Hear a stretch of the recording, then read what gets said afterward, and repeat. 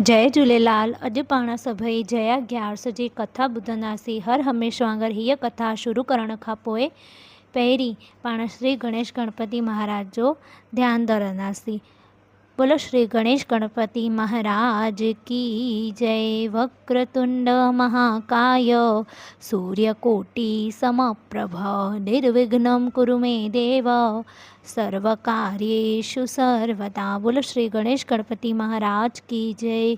त हिन ग्यारस जो कथा कुछ हिन रीत सां आहे त जया ग्यारस जो विर्त रखण करे मनुष्य निष्काम थी वञे थो। छो त हीअ ग्यारस चिंतामणीअ जे समान आहे, स्वर्ग में मोक्ष ॾियण वारी आहे ऐं इहा माघ महीने जे शुक्ल पक्ष में अची पवंदी आहे। हीअ विर्त ब्रह्म हत्या जहिड़नि महापापनि खे बि नाश करण वारो आहे। जेके प्रेमी भगत श्रद्धा भक्तीअ ऐं पूर्ण विश्वास सां हीअ जया नाले ग्यारस जो विर्त रखनि था, उहा 100 कल्प ताईं वैकुंठ में आनंद सां गुज़ारनि था ऐं उहो कॾहिं बि प्रेत योनि में नथा अचनि। इन महापवित्र ग्यारस जी कथा हिन रीत सां आहे। हिकिड़े दफ़े गंधर्व महाराज इंद्र जे कचहरीअ में गानो बजानो करे रहिया हुआ त ॻाईंदे ॻाईंदे हुननि जो सॼो चित भरमाइजी वियो ऐं हिकिड़े महाशोभनिक चंद्रमा समान चमकंदड़ चहिरे वारियूं बि अप्सराऊं राजा इंद्र जे कचहरीअ में वेठी हुयूं। हुननि ते उन्हनि जी नज़र पइजी वई ऐं अखियुनि में लॻी वियूं, जंहिं करे राग जी गति भंग थियण लॻी ऐं बेसुरनि वांगुरु ॻाइण लॻा।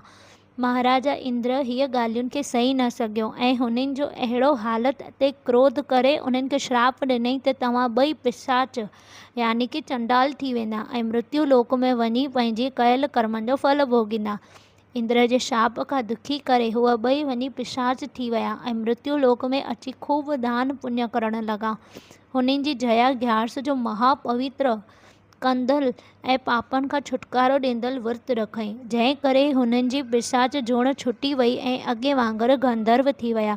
जेको बि मनुष्य हिन ग्यारस जो विर्त रखे थो, परमेश्वर तंहिंजा सभई मनोरथ पूर्ण करे थो ऐं उहो वरी संसार जे जनम मरण जी चौरासीनि में न फसंदो आहे ऐं विमाननि में चढ़ी सिधो वैकुंठ में वञी वास कंदो आहे। त हीअ जया ग्यारस जी कथा जेकी तव्हां सभिनी ॿुधी।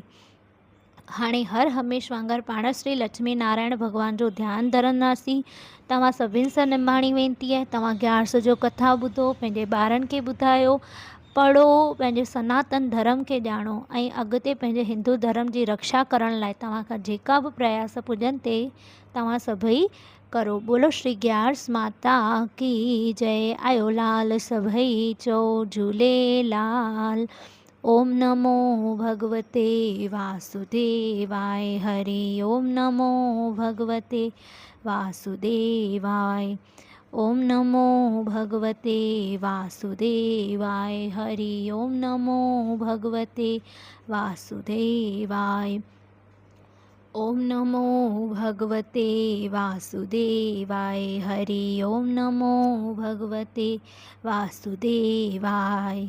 ओम नमो भगवते वासुदेवाय। हरि ओम नमो भगवते वासुदेवाय। बोलो सद्गुरुदेव भगवान की जय। आज के आनंद की जय। गंगा मैया की जय। सच्ची देवी माता तेरी सदा ही जय। जय कारा शेरा वाली दा बोल साचे दरबार की जय। आज के आनंद की जय। ओम नमः पार्वती पतये हर हर महादेव की जय। ओम शांति शांति शांति।